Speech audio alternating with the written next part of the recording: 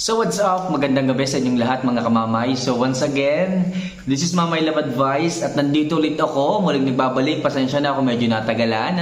So at this moment of time ngayong gabi mga kamamay, ang pag-uusapan natin is mga bagay na kailangan mong gawin upang bumalik at mag-message sa'yo ang isang lalaki.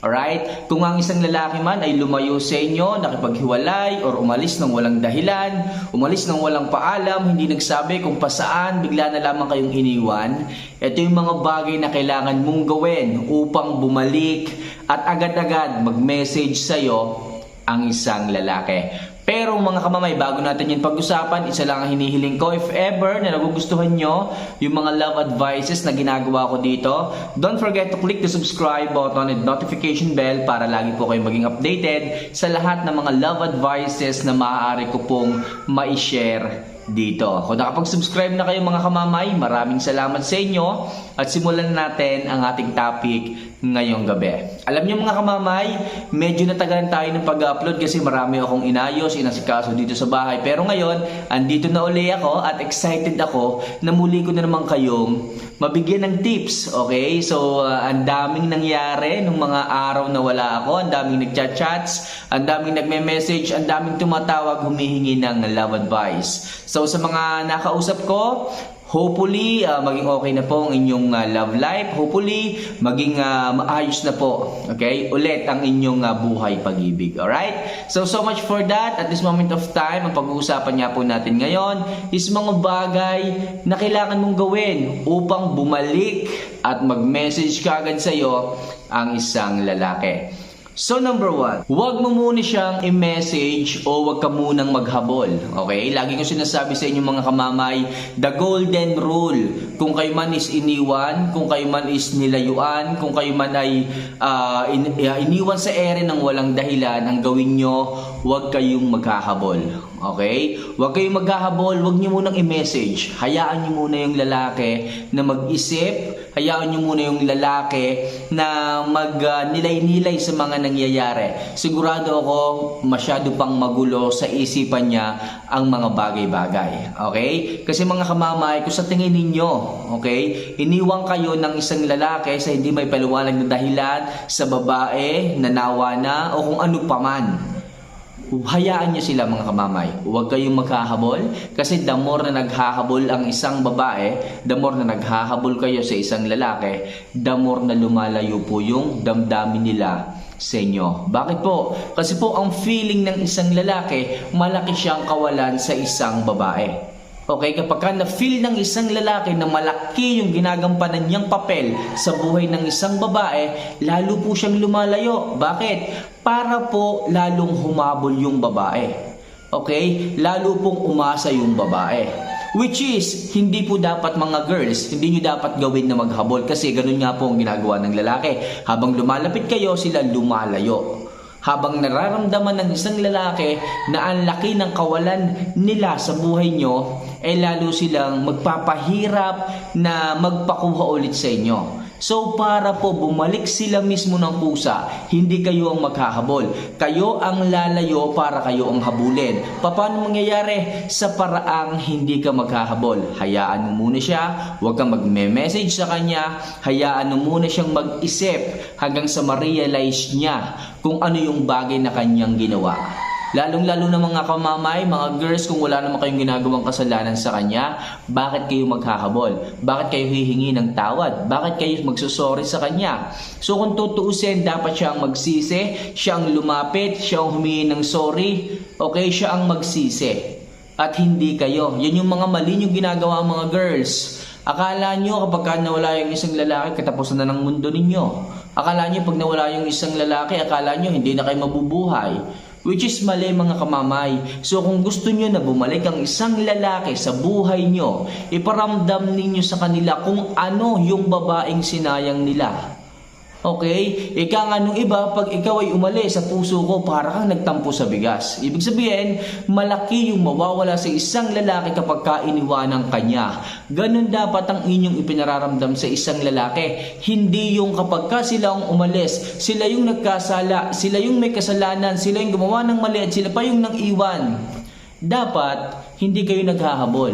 Dapat hindi nyo ipinapakita na siya yung buhay ninyo.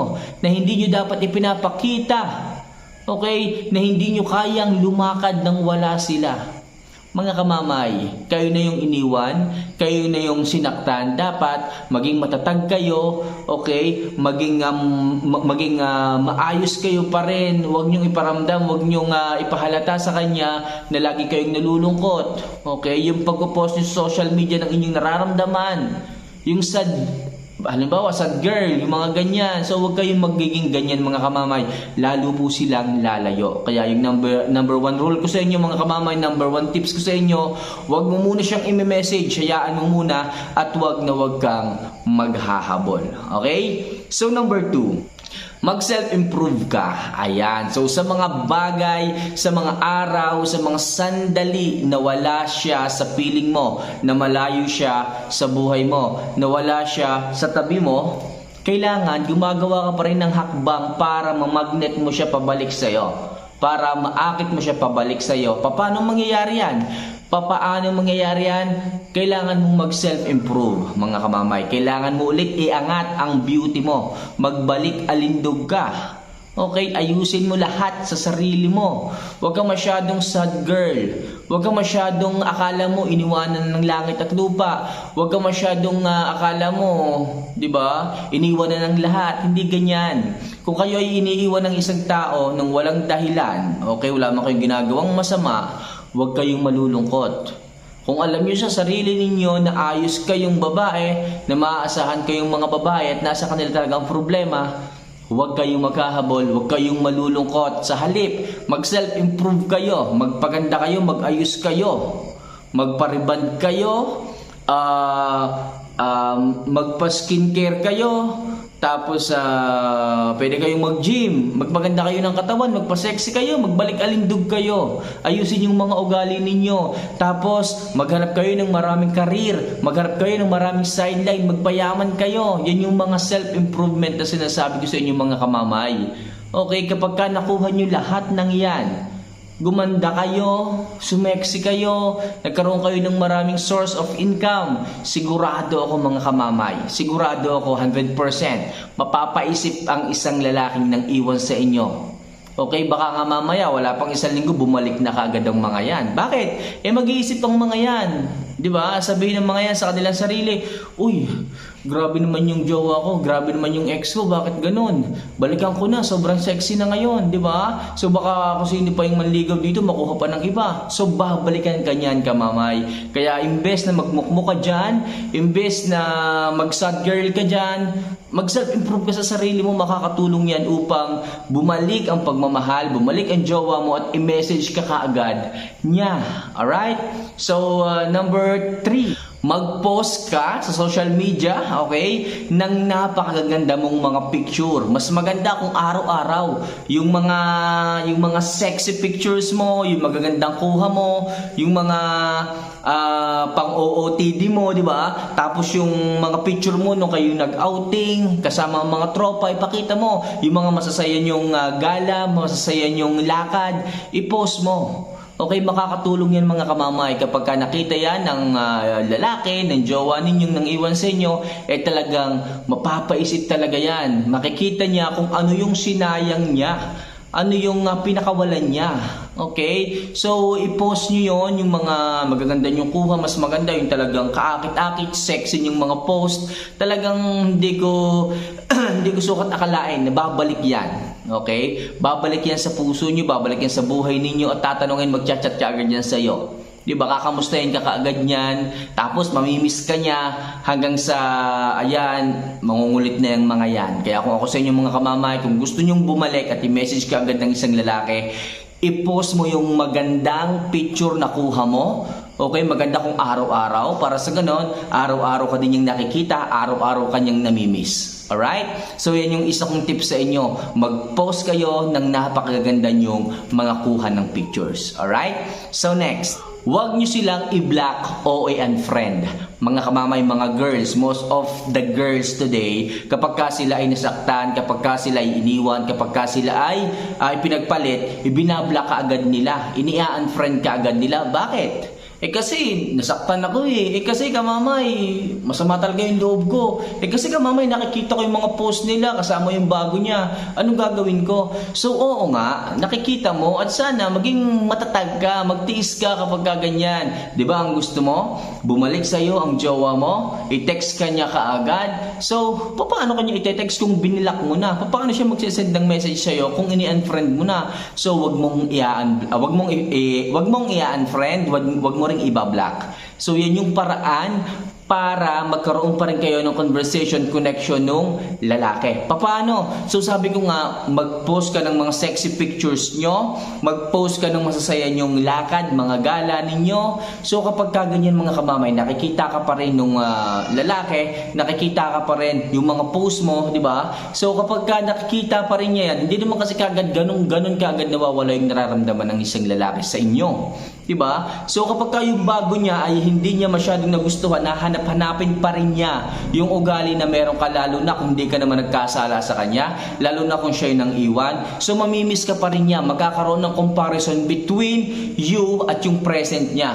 Kapag may mga ugali siyang hindi nagustuhan doon sa bago niya, iisipin ka pa rin niya. At the more na iniisip ka niya, the more na ini-stalk ka niya. Titingnan niya yung mga post mo, especially yung mga magaganda mong post. Sabi ko sa inyo, mag-post kayo hanggang sa maakit muli siya, hanggang matukso ulit siya, hanggat maramdaman niya ulit naramdaman niya nung una kayong nagkakilala. So number ano na ba, basta next tip ko sa inyo is wag niyo po siyang i-block or i-unfriend para sa ganon magkaroon pa rin kayo ng conversation ng mas mabilis o ng mas madaling paraan. Alright? So next, ipakita mo na masaya ka na sa mga mahal mo sa buhay, sa iyong mga kaibigan, at i-post mo ito sa social media. Mga kamamay, makakatulong ito upang sa ganon, ma-realize po ng isang lalaki kung ano nga talaga yung kanyang sinayang. Baka dyan sa mga circle of friends mo, meron siyang napipisil na isang lalaki na umaali-aligid sa'yo, pinagsisilosan niya. So kapag kaganon, nakikita niya yung lalaking yun na malapit sa'yo. So iisipin ng jowa mo, iisipin ng ex mo, iisipin ng lalaki na baka maunahan siya, na baka makuha ka niya. Kaya ang gagawin niya is i-message ka kaagad, i-text ka kaagad, baka nga tawagan ka kaagad. Kasi nga ayaw niyong mag-aksaya ng panahon, baka sakaling sa mga panahong wala siya, sa mga panahong malayo kayo sa isa't isa, merong ibang lalaki na lumapit sa iyo at makuha ka.